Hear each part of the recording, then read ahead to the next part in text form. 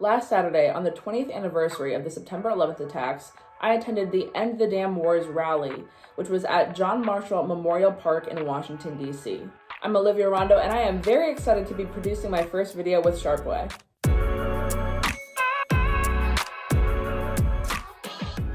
End the damn wars! End the damn wars! End the damn wars! End the damn wars! Not just the trillions of dollars that we spend on them, not just the millions of lives that are sacrificed for the profits of a few, but also the casualty of our country and our civil liberty. My son would be killed. How is that helping my rights? How is that doing anything for me as a woman? It's not. It's slaughter, it's murder, it's wrong. Every person that is killed is someone's child. Arrest Dick Cheney! Arrest Dick Cheney! At the very least, let us not increase the military budget, like the members of Congress are now trying to do. I was invited by a known Boogaloo boy, Magnus Panvidia, who is a self-proclaimed voluntarist, anti-war, and pro-freedom activist. However, in mainstream media, Magnus and other members of his group have been painted as extremists, white supremacists, and bigots. When I arrived at the rally, I immediately noticed the left-wing groups that were in attendance and in support of the rally, such as Code Pink. I also noted the diversity within the crowd and the speakers. It seemed as if nobody had the same political views or came from the same background, but they all agreed on ending the damn wars.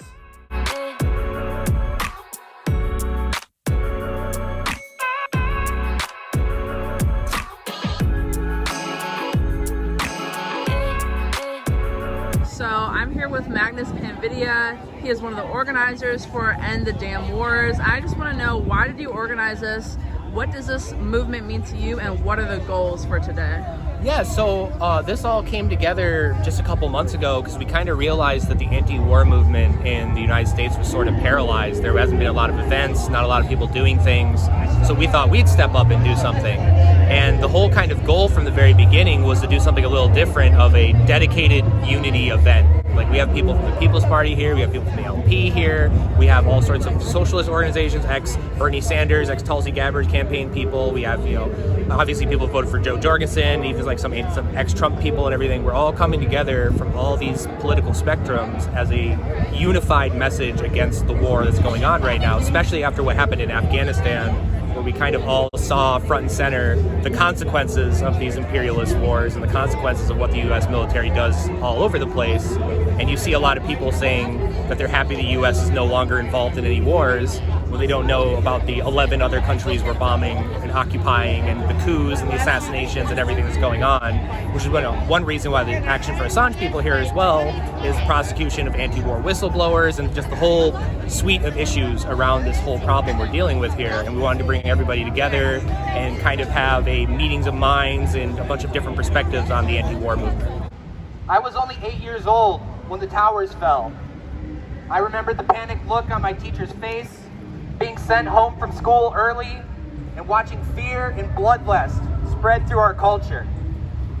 As I grew up, I questioned why we attacked Iraq. I watched the war on terror slowly erode our civil liberties at home. I protested the bombing of Libya, a once prosperous country completely destroyed. I protested the invasion of Syria, military operations across Africa, and the ongoing genocide in Yemen. Out of confusion and anger, I threw myself into the subject. Decades of research and reading, some of which was authored by individuals who will be speaking here today. And it led me towards a deeper truth. For it is not just the wars, the bombs, the troops, drones, tanks, and warships that make up these crimes against humanity. Those are obvious. You can see them, you can touch them, they can be counted and measured. And occasionally the media will even acknowledge their existence. It's what goes unmentioned that matters the most. We don't discuss the countless black operations across the world, the assassinations, the funding and creating of terror organizations, manipulations of government and proxy wars that create the environment of hatred, violence that justified these wars and will justify future wars. Miss Medea Benjamin is here to end the damn wars! For the last 20 years, and damn wars. They're now saying, why did our soldiers die in these wars? Why did we spend trillions of dollars in these wars?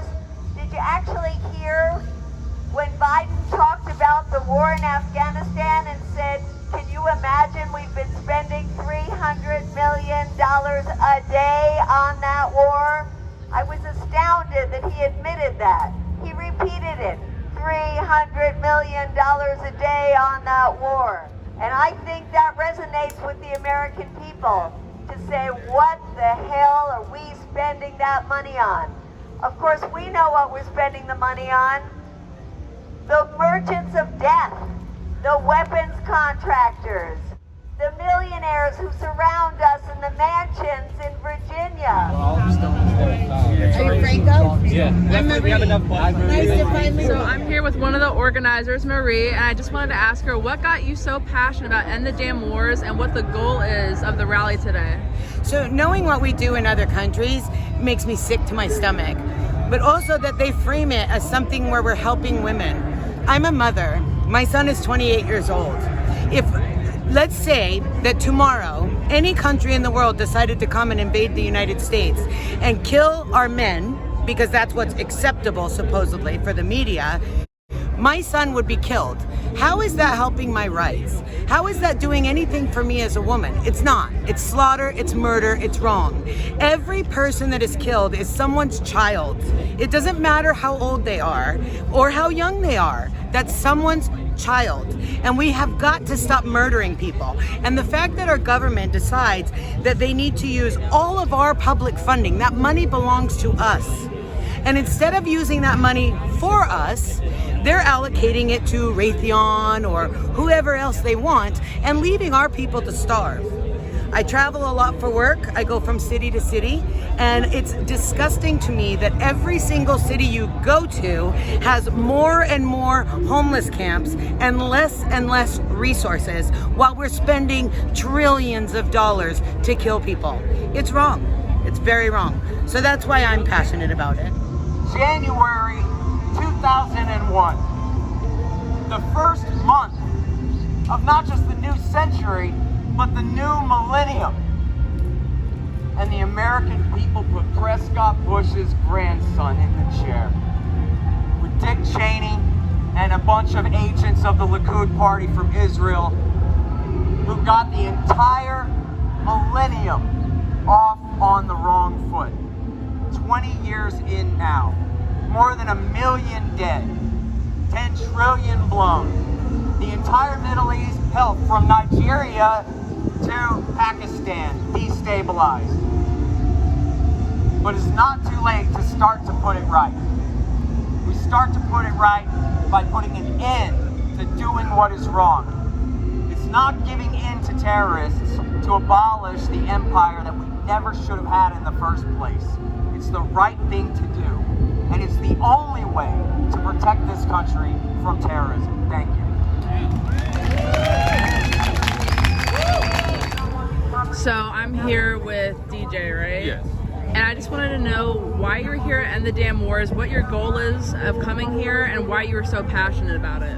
Well, I wanted to show my support for the event going on here today to, end the damn wars, because this has affected so many people, not just only Americans, but everyone abroad.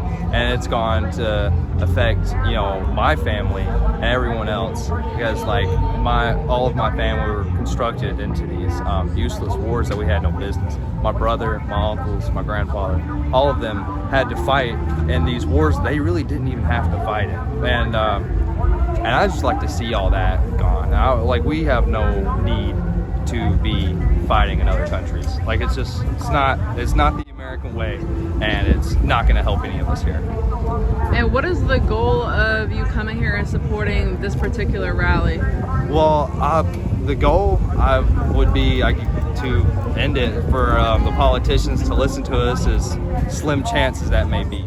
After renowned anti-war speakers such as Scott Horton and Medea Benjamin spoke, the rally moved onto the street and marched down Pennsylvania Avenue, screaming slogans such as "End the Damn Wars," "Defund the CIA," "Defund the Pentagon," and "F Joe Biden. To get the best footage for you guys possible, I did end up marching with them down Pennsylvania Avenue towards the White House. Fuck the FBI! Fuck the FBI! Fuck the CIA! Fuck the CIA! Fuck the NSA! Fuck the NSA! Fuck the DOJ! Fuck the DOJ!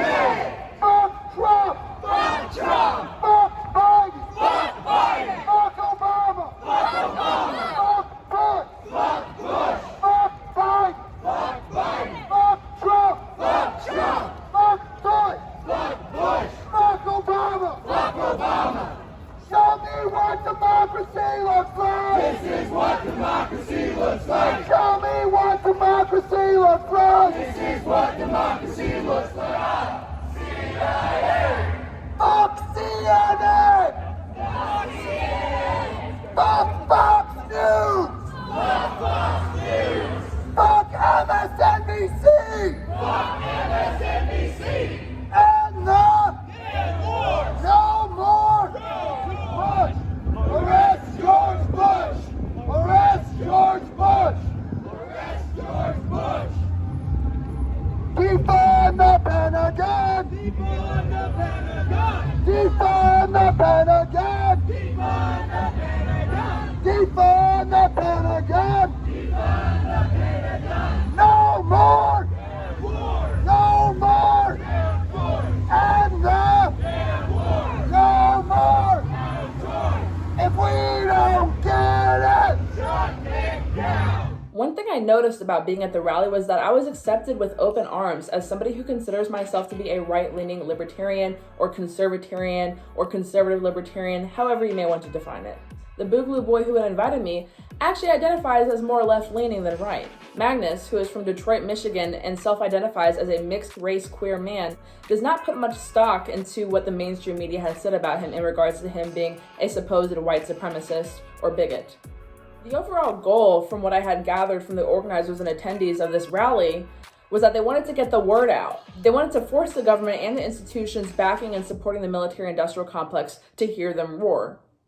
Which is why, as we walked past the FBI building, we chanted, Fuck the FBI! Fuck the FBI! Arrest the criminals! Fuck the FBI! Arrest the criminals! Fuck the FBI! Fuck the FBI! Jail war criminals! Jail war criminals! Jail war criminals!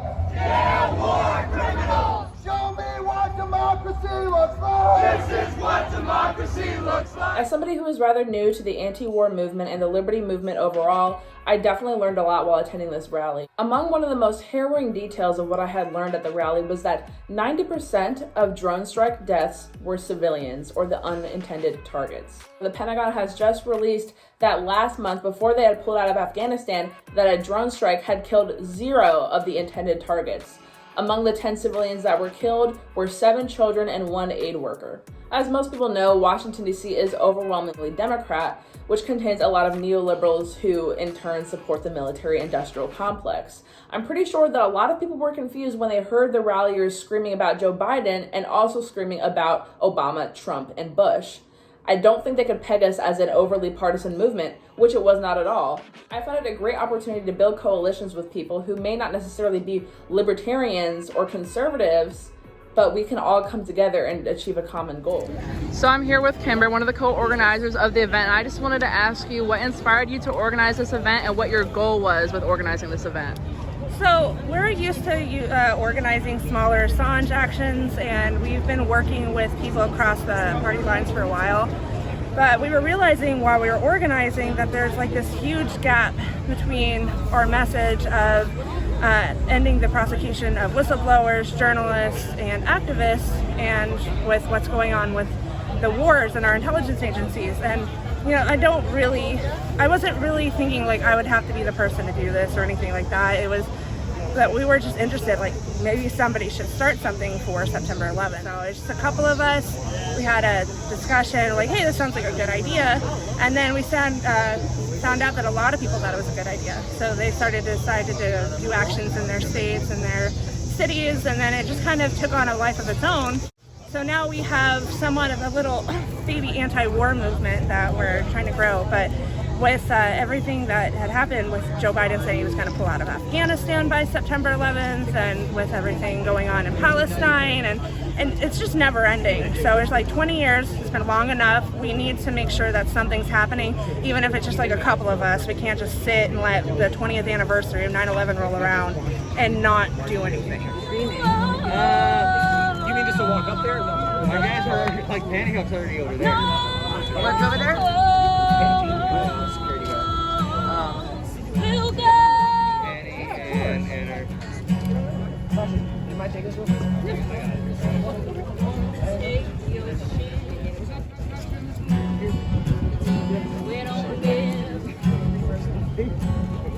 We don't give a fuck.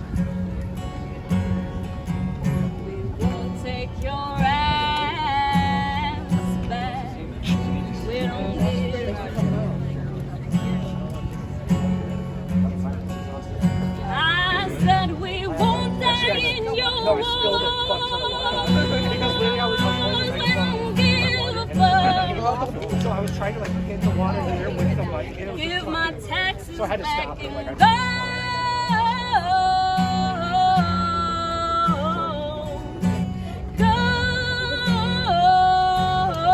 We're killing children no more.